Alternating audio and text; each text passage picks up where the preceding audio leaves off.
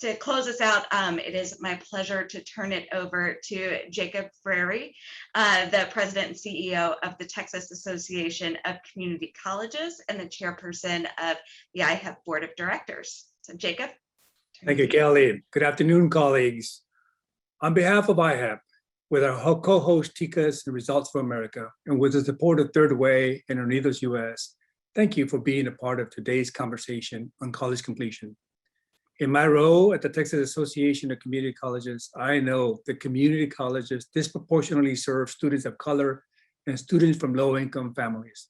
And I know that right now, only 1/3 of students earn a 2-year degree within 3 years. At 4-year universities, only half of students from low-income backgrounds graduate within 6 years. As Senator Heinrich, I think, adequately stated earlier, these outcomes often mean the students have taken on student debt and opportunity costs of attending, but are not yet benefiting from their college degree.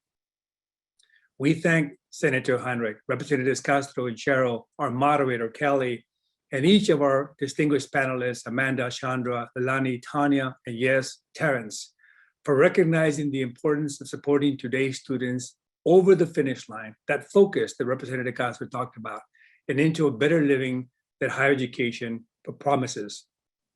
To realize the college completion outcomes that we aspire for all of our students, we need the combination of 3 key elements.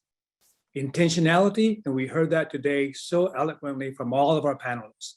Innovation and evidence-based strategies, which I think is important, and certainly institutional capacity, which I think is at the core of the College Completion Fund that we are advancing. Our panelists today demonstrated the types of intentionality that we need across higher education and frankly, across our great nation.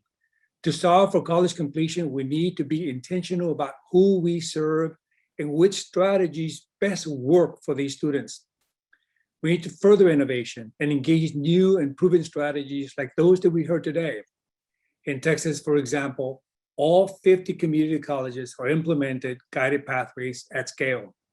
Grounded in research and based on the American Association of Community Colleges Pathways Project, Texas Pathways is an integrated system-wide approach to student success that guides students from the selection of their high school endorsement all the way through post-secondary education and attainment of high-quality credentials that have value in the marketplace.